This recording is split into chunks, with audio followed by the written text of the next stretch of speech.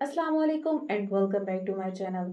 आज की वीडियो में हम बात करेंगे फ्रोज़न शोल्डर के बारे में। फ्रोज़न शोल्डर को आम ज़ुबान में कंधे का जाम हो जाना भी कहा जाता है। तो फ्रोज़न शोल्डर से इंसान काफ़ी ज़्यादा तकलीफ़ में रहता है। तो आज की वीडियो में हम जानेंगे कि क्या फ्रोज़न शोल्डर का इलाज बगैर मेडिसिन से भी किया जा सकता है। तो फ्रोज़न शोल्डर को आसान अल्फाज में समझने की कोशिश करते हैं।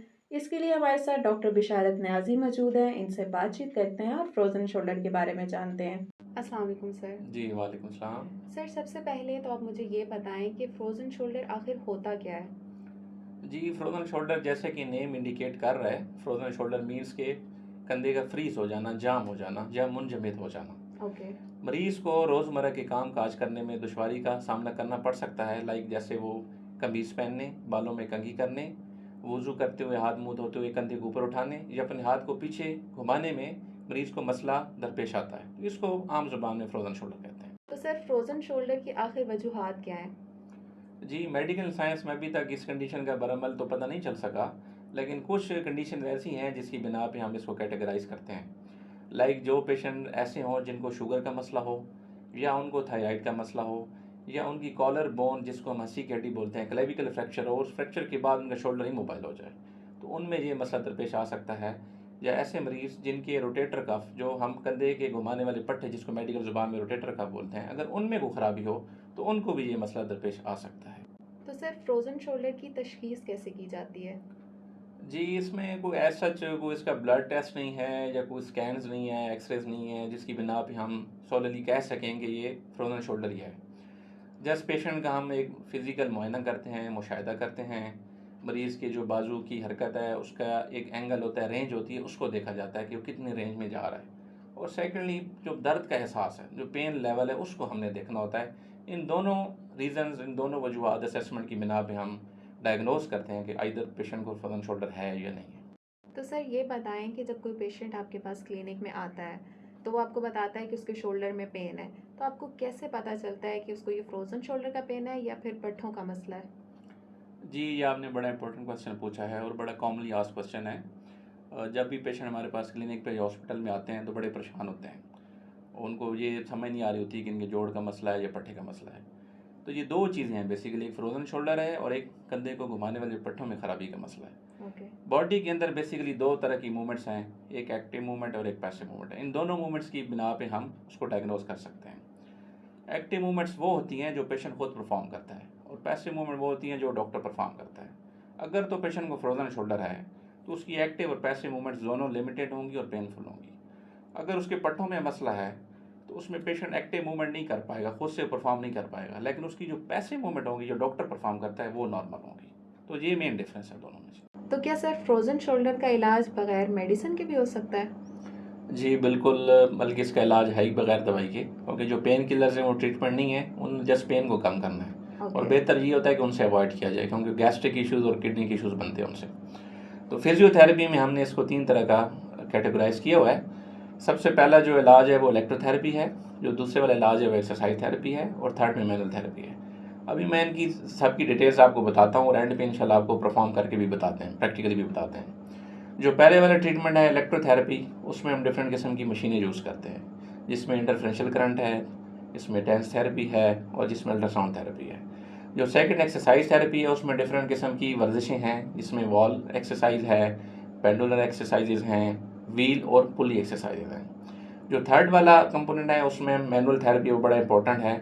उसमें पेशेंट को प्रॉपर एक्सपोजर में लिटा के कंधे की जो बाजू है उसकी वर्जिश कराई जाती है प्रॉपर एंगल में। उसमें भी 2 तरह की वर्जिश हैं, एक सिंपल एक्सरसाइज है जिसमें अब लिटा के कराई जाती है, और एक थोड़ी सी कम्प्लेक्स है जिसमें पेशेंट को एनेस्थीसिया दिया जाता है, बेहोश करा के कंधे के बाजू की खास एंगल में वर्जिश कराई जाती है, जिसको एमयू बोलते हैं, मैनुपुलेशन अंडर एनेस्थीसिया। जी, फ्रोजन शोल्डर की कुछ ऐसी एक्सरसाइजेज हैं, ऐसी वर्जिशें हैं जो कि आप अगर रेगुलर घर में भी करें तो इंशाल्लाह से आपको काफ़ी बेहतरी आएगी।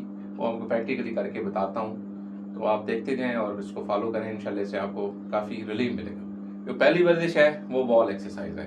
आप इस तरह दीवार के साथ खड़े हो जाना है, दीवार की तरफ चेहरा करना है, और अपने दोनों हाथों की मदद से, उंगलियों की मदद से आपने दीवार के ऊपर ऐसे मूवमेंट करनी है। थोड़ा आगे हो जाए, बिल्कुल दीवार के करीब होना है, पहले ऊपर जाना है आपने, फिर नीचे की तरफ आना है। इसको बोलते हैं फिंगर वॉक एक्सरसाइज। ये पहली एक्सरसाइज है। इसको आप दिन में 3 से 4 दफ़ा परफॉर्म करें और हर वर्जिश को 20 से 25 दफ़ा इसको रिपीट करें दोहराएं। ये फर्स्ट एक्सरसाइज है जी। जो सेकंड एक्सरसाइज है इसको हम बोलते हैं ब्रूम स्टिक एक्सरसाइज। आप घर में कोई भी इस तरह की 1 मीटर की स्टिक ले लें, उसकी मदद से आप इजीली एक्सरसाइज परफॉर्म कर सकते हैं। आपने स्टिक को साउंड साइड से ग्रिप करना है, जो अफेक्टेड साइड है उस साइड को आपने मूव करना है, उसकी हथेली पे स्टिक को प्लेस करना है, उसको सीधा ऊपर उठाना है इस तरीके से, ठीक है। और जो सेकंड एक्सरसाइज होगी उसमें आपने बाजू को बाहर की तरफ लेके जाना है इस तरीके से, और जो थर्ड एक्सरसाइज होगी उसमें आपने इसको बैक की तरफ पुश करना है। तो ये बेसिकली 3 डायरेक्शंस बनती हैं। एक डायरेक्शन आपकी बिल्कुल इसको फ्रंट पे उठाना है, सेकंड डायरेक्शन में साइड पे, और थर्ड में बैक पे। तो हर एक्सरसाइज को आप 5 से 7 दफ़ा दोहराएं और दिन में 3 से 4 दफ़ा इसको रिपीट करें। जो थर्ड एक्सरसाइज है उसमें आपने पेंडुलर एक्सरसाइज को बोलते हैं। आपने एक ओपन स्पेस पे खड़े होके बाजू को लाइक पेंडुलर मूव करना है इस तरीके से मूव करें जी। आगे ले जाएं फुल जहां तक, फिर वापस लेके आए, फिर आगे ले जाएं, वापस लेके आए, ठीक है। नेक्स्ट में आपने इसको आगे पीछे मूव करना है इस तरह, आगे लेके जाएं, फिर पीछे लेके जाएं, आगे लेके जाएं, फिर पीछे लेके आए।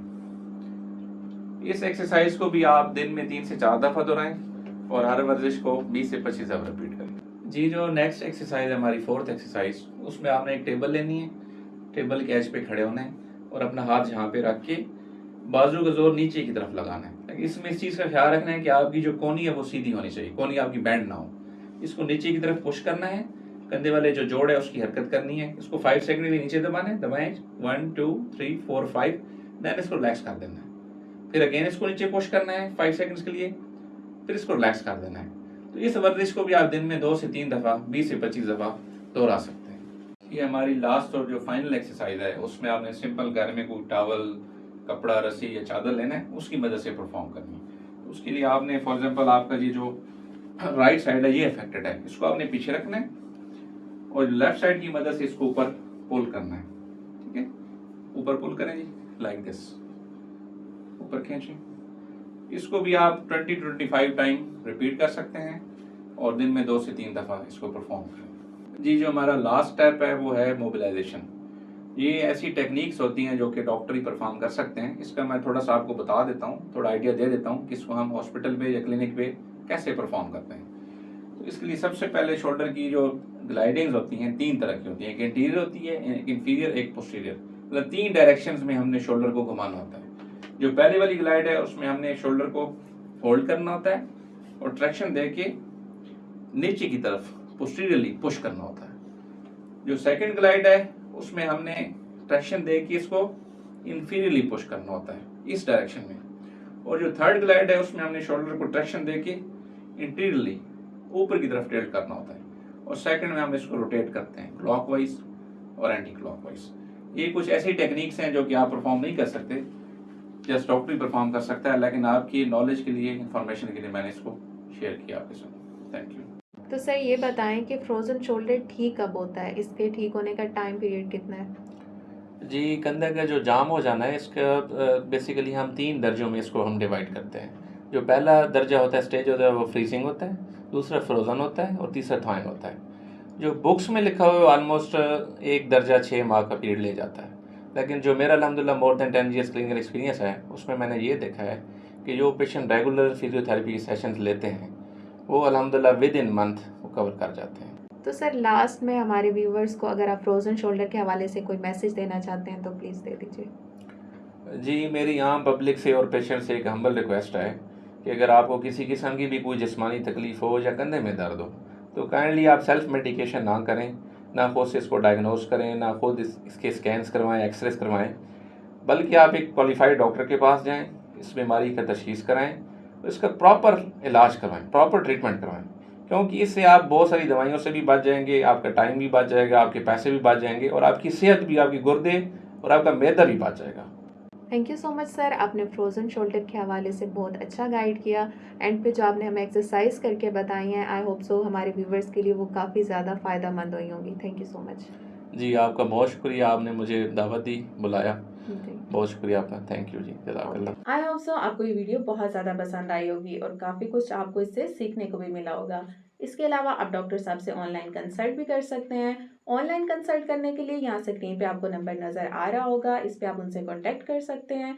मिलते हैं नेक्स्ट वीडियो में, तब तक अपना बहुत सारा ख्याल रखिएगा। अल्लाह हाफ़िज़।